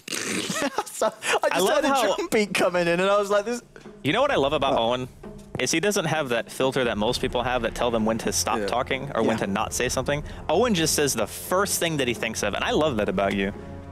I really do. I don't know if love is the word you're looking for. I respect the fact that you just have to don't live with him. He just says it. Yeah, but I get it in small doses, so I think it's like endearing, right? But for you, like Shiver, she comes in and you can just feel the rage from Shiver. I can feel it right now. Gee. It's mostly rage in the mornings. In the afternoons, it's fine. I had a pastry today. It's great. Do not mess with Shiva in the mornings. Shane's not a morning person either. Shane, you got a house full of morning grumps. Shane, you know, I live in a closet that's like attached to Shane's bedroom. Every time I wake up, I have to be very careful when I go down the stairs. Otherwise, I kind of hear this very thick, heavy Irish man shouting at me from his bed. You know. That's actually what I do. And then I kind of had to speed up going down the stairs. Like, oh God, let me get myself out of there. Shut the door behind me, and I kind of stand there for a bit, holding it just in case there's going to be a bit of pressure coming in. Yeah, see, look, the Illuminati. I know. They're only saying that because you said it. No, they're saying it because they know. Why are they still They're all saying it because none of them were alive when X-Files came out. Well, are you down Twitch chat?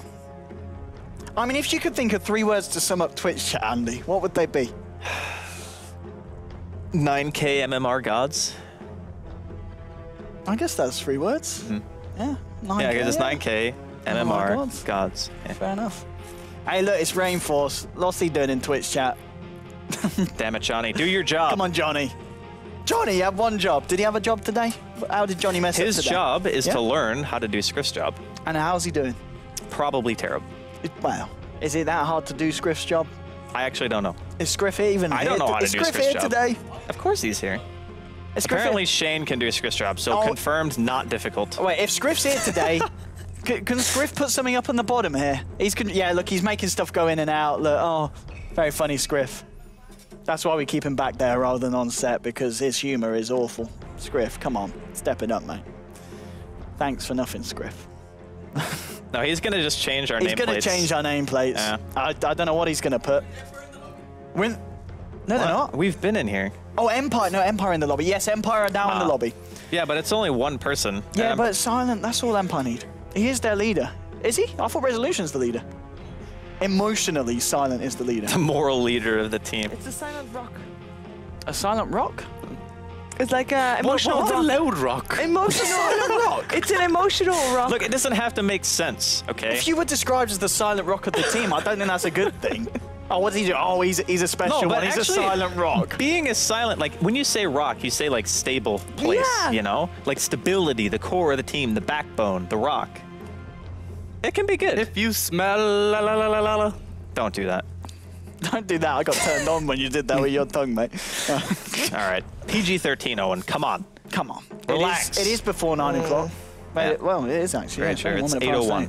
Depends where you are in the world. Hey, Cloud9 one. 8:01 Against CST. Well, I guess that would be... Hey, can we not have spoilers on the stream, please? What? What's happening They right can now? hear you. Yeah, but it's 2 minutes delay. They No, can't but look they at might want to watch the VODs later. Oh, Shiva. Shiva, can we not reveal spoilers? I'm sorry. I didn't know I was audible. This is DreamLeague. It's like a mix Don't of spoil every other competitive game. I don't have a light going. Never mind. I didn't think I What was is audible. happening? All right. So, Sorry for before the anything spoilers. else happens... Before we reveal what happens at the end of Game of Thrones, I mean, you know, let's just turn this lady's Shiva mic knows off, as please. well, actually. No, we're actually going to throw it to them because the production have had enough of our shit. We're done No, here. you come over here as well. Yeah, I'm going to come Oh, we over there can- as well, but we still have to play something between that. Why are we going over there? I don't know. Did we just get... Let's go. Just go now. Are Just we do both it. going over Don't there? even think Just about you? it. Is it just you, Andy? Just run it. Can I go as well?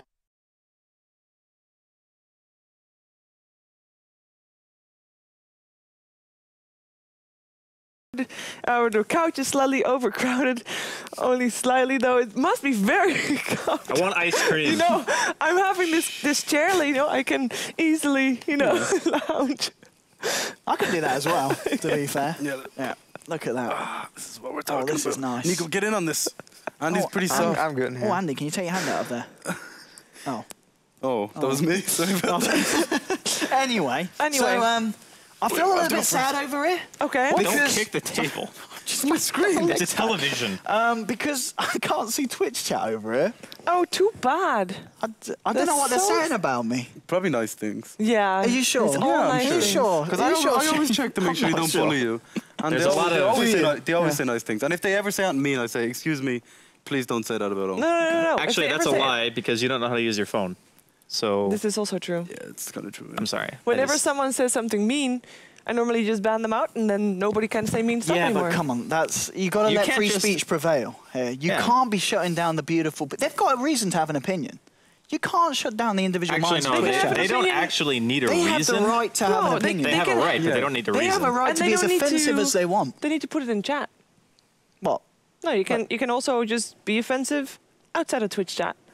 But no, the Twitch chat is the place to be offensive. Yeah, it is. It is literally. They can If I also want to be be offensive- offensive, I'll go to Twitch No, chat go and to say YouTube horrible comments. stuff. You know, that's where all those people go to. Yeah, but that's not offensive. That's just stupid on YouTube. I mean, even Twitch chat, they're not impressed by Do what they see people on read YouTube. YouTube comments? Yes. It's not great to read. It's like super awful, isn't it? Depends It's not on which advised. channel you go to. Depends on which video you have. But overall, they can be quite nice. They can be horrible. It's like the sewage of the internet. It is, It's like actually. really bad. But sometimes there's also, you know, good things in the sewage. Really? Is there I don't anything know. good in the sewage? It's important to Have you been remember. looking in the sewage? If for you good drop things? some money What in would the you look sewage, for in the Yeah, sewage? maybe Shane dropped his phone in the sewage. He would probably do But that would at you some want it point. back How after it would was they- tainted? Is that what you didn't keep it? The sewage Yeah, you don't This get is it what back. Shiva tells people when you walk past and see a girl like down in the drain. But like, what are you doing? There's good things in the sewage sometimes. Crazy lady. Let's leave her alone. Great. And that's not a saying that I've heard before. Good things in the sewage. Like, have Sometimes. you ever seen No, but Futurama? there's- Futurama is a good example. And there's a saying. Sewer people. There's They're a nice. saying that is, someone else's trash is someone else's gain. I don't know. Treasure. Treasure. Is that the saying? Like there's a saying There is about a- that yeah, there somewhere. is a saying. There is a saying like that. See? Which, But that just means that people value things differently. It doesn't necessarily mean yeah. that you should go dumpster diving to try to find something nice. There was a caravan in Ireland. Some guy found like a vase that was worth like millions. There was a caravan in Ireland. Don't say, whoa, stop the press. Whoa, whoa, whoa. All the gypsy shows are from your country, so that's all I'm actually saying. true. First off, they're called pikeys. They're called gypsies. Well, Let's not get offensive here. Come on. We if Trans embrace was watching people right of now, all he would be backgrounds. pissed. Chance is not what? He's Romanian. Yeah. It's Trans Romanian. He hates being called that. Yeah, but I'm not gonna. Chance isn't a gypsy. Yeah, but you call him that to get him going. You know, you upset him. Like that's the whole point. So you said if Trance was watching this, he'd be pissed, implying that Trance is a gypsy. Mm-hmm. Yeah. So he wouldn't have been pissed until you said I that. shouldn't actually keep going because there's actually really funny stories, but they're really offensive. So I'll keep that to myself. Nicola, This is a how are you PG-13 finding show. your time in the studio so far? It's super fun. Hey, How look. can you doubt? He that smiled a few that times. that was the So most that pretty honest. much He's means- having fun. He laughed at you two there. Yeah, he over was there. laughing when we were up there, like just being think total it- asses. You know. Yeah. I felt so fortunate. Like you just have to sit there for like 45 minutes and just Was with that nothing. 45 minutes? It was. Hey. Oh, that was fantastic. You know, Yeah. our, Do that our again? job, we go sit down and talk about anything. So, you know, it's fine. Now we just have more people to fill time with. Yeah, but it feels like kind of, you know, when you've gone out with some people you don't really know and then it's kind of awkward because you don't really want to talk to them. Is that how you feel about That's how I us? feel. The couch is overcrowded anyway. You can leave. You're evicted. Yeah. No, it's all right. It's getting to the stage where... We can do Big Brother and then with the couch.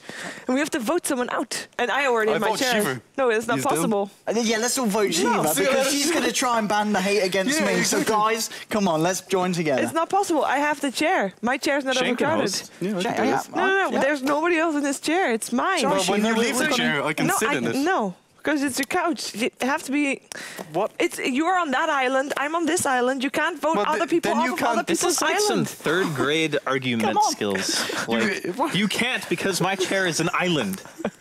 Literally like 9 years old. There's a show that has like islands, and people can vote people off. Yeah, the it's called island. Survivor. Survivor. Oh, Ah, we're Right, rehosting the wait, game. right, we might need Panic. to... I don't know if they want to run Just something. go. Don't just get up. Get up. Okay. the reason he is running is because the reason we are sitting here is because we have been waiting for the game to start Jesus Christ. or to continue rather Empire versus Alliance, and I think we're gonna aim to have a load at 20 minutes into the game, 28 minutes into the game. And I think that you should go over to the caster because the game is going on actually right now. So What's go to the going on? casters. They weren't ready for that at all. All right, let me... All right, so we're back. Oh, and then since you're also setting up your preview screen, I'll take we over. live. Hello. Testing, 1, 2, 3. My Yes, we're name's back. Owen Davies. Hello, my name's I'll be Owen bringing Davies. you this Dota 2 cast. Sorry, I can't. I Hello can't even there. do British. My name's Driscoll. I'm from Nevada. And, Why am I Southern? Where did that come from? right, anyway, ladies and gentlemen, sorry about the little bit of a hiccup. Oh. Okay. No. Right, what's going on now? They're not paused because of that. I don't even remember the game. I don't think- They said they paused 10 years because since apparently. Wait. What's happening? I don't know. Okay. Oh, he's saying they want the kills that they got right after 28 minutes happened because you remember when they were fighting in the woods? Yes, and they were fighting in both the TP'd woods. out. And both TP'd out. They're saying they want that to happen again. So basically, they need They to wanna go- sacrifice 2 heroes to Empire, like for the Blood God, basically. Okay. So what's going on here? I don't know. Apparently, So- Silent's giving them a free kill, Oh, or maybe wait, not. no. I don't know. What? I actually don't know what's happening. is this even Dota? Yes, I believe so. Why? What? You. Ah, the bug is fixed. Well, how's the bug fixed? No, but we read the You're thing. trusting a and Reddit post. If it bugs I wouldn't again, trust a Reddit you're post. casting the rest of the games today solo and Right. hosting. Yeah, but now that it's you just been said that, confirmed that Shiva did this. Shiver actually broke the game. Unbelievable. So I guess in terms of analysis, there's really not much to say because most of the game has been undone. And it's back to the point where Alliance had a very significant lead. So if we wanted to be professional about this, we would say that Alliance are in a pretty good spot. But who knows what's going to happen because he Well- bought Aghanims again. Okay. Hopefully it's fixed. That's what I'll say. Hopefully. Well, I don't really know what to say, Andy. I think we've said more than enough. We've. In It fact, should yes, just be this like is, a this is a bit deja vu. we do it silent movie style. We just okay. have production put on some nice old music, and we just watch the game in black and white. That's easy money. Easy esports money. That's all we had to do for casting.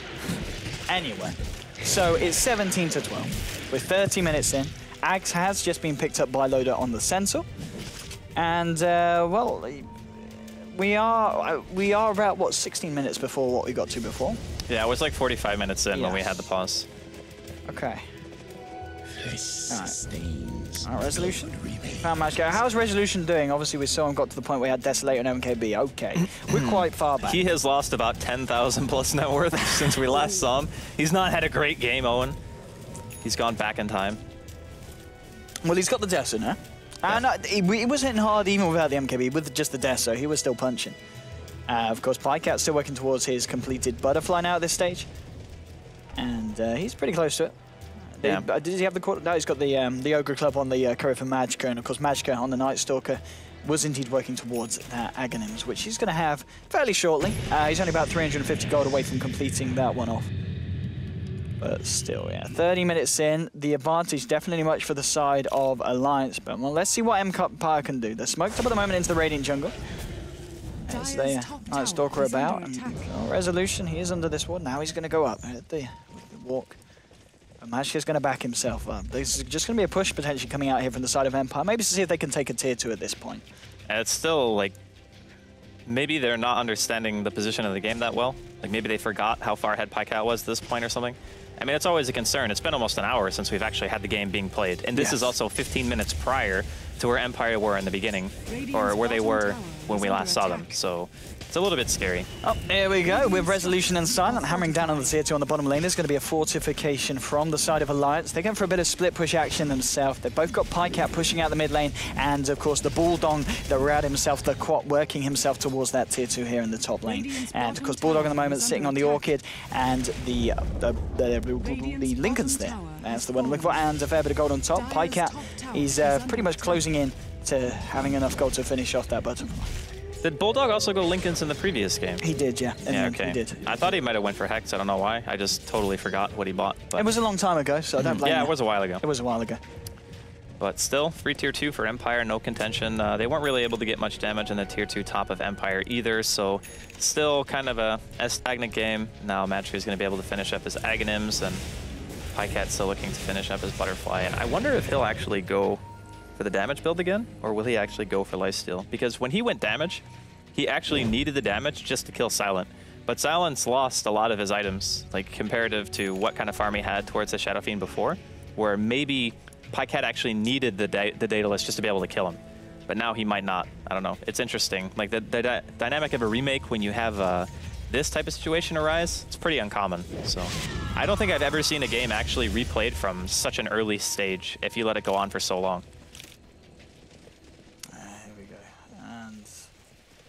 Is that... Okay, yes, there's a fake GG well played there from Resolution. Yeah. I was kind of wondering if they just was like, let's just go to game 2. But they're not. Because, I mean, Empire, even though they obviously are at a disadvantage here, they're still very much got the potential to win this game. It's they're not out of it. They're just... In the previous one, because of the Tombstone and whatever, they pretty much managed to come back completely. Like, they were actually an advantage in Centaur ulti here. Yeah, indeed, they're going into Resolution, but Resolution pops the BKB. He's going to be body blocked up. He's fine with the invis. He can get himself right past those creeps. They aren't going to be able to control the Clinks here in this situation. And Lives wrapping around towards the mid. In fact, well, Resolution just running straight into them and taking a fair bit of burst damage as he has to back himself back down. Always want to fly, moving in on the Bane. Maybe looking to see if he can get a Fiend's Grip. Ivan's coming in as well, and there we go with the Primal Roar onto Loader. And with the Necro creeps as well, the axes. Fiend's Grip is being put down onto Magicka on the Night Stalker. Loader's gone down, and now with the damage coming out from Resolution, they found Ake as well on the Chen. There's going to be a Sonic Wave. Oh, is it still bug? No, they're moving, I think. They are moving. They're moving. No, there's no bug, Loader. Yeah, there's no bug. There's no bug, Loader. There's definitely no bug. Oh, wait, Bulldog can't move. Oh, wait. Okay, then. So they did rebuy, and it's still bugged. Okay, well. Okay. Well, only on Quap. I mean, it was Bulldog that we saw the issue happen with earlier. Oh, no, it was on AK as well? Okay. Yeah, it was on a few of them. Yeah. So, can't use Centaur Aghanims at all. Yeah, it was on AK and Bulldog for sure here. Rip. Ooh, right, okay. What time is it right now? It's time that... We are 45 minutes away from when the second series is supposed to start, and we still haven't played through the first game in the first series. So I really think they should just replay this game at another time, because it's going to be... and Dying suggested postpone it, and now Loaders... Yeah, both teams already said that they would agree to postpone the game. Yeah. Which makes the most sense from this perspective, because like otherwise we're going to be mega far behind. Yeah, it's going to be the most sensible thing, and so far it looks like the teams both agreeing. Yeah, they already said it was fine. I mean, the question is now, so how do we approach any other game? Do you say you can't pick Undying? Well, I'm pretty sure everybody knows that this can happen now. Yeah. So they're probably just going to say don't auto buy ban Centaur. Yeah, you can auto ban the hero. Yeah. Or you can just say that don't buy Aghanims if you're going to play it. Like, that's it. I mean, the Aghanims is a big deal on the hero, don't get me wrong. Like, I think it's still a relevant hero sometimes without the Yeah, Aghs. it can still be fine without Aghs. I just don't think that people will pick it at all. I think the admins will just say, look, you can't play the hero. Period. No. So anyway, sorry about this, guys. We're just trying to sort out what's going to happen so we can let you know straight away. Yeah, so what was the word? They said they're rehosting. So what we're going to do is we're going to play game number 2 between Alliance and Empire, I believe, right now. And this game is going to be replayed. This game will be replayed. Yeah, I think. So we're not forfeiting the whole series yet for a later date? I don't think so. But my Steam connection is also down. My internet is also down. Are we live? Is the internet still there? Yeah, no, I think the internet's still there. We're still good. Okay. It's just Steam. Well, no, maybe this is the update. God, Owen, please. Maybe. Please. Just please. Maybe. I need to believe. I don't want to shatter your dreams there. Nah, it's okay. It's all right.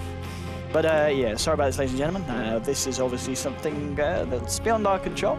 Yeah. So what we are going to do is, rather than have you guys sit for another 45 minutes of me and Andy here blabbering about like a bunch of idiots, we're going to send you over to some commercials and make some money out of you. But guys, don't go anywhere, because more Dota will follow and we'll keep you updated on what's happening. We'll see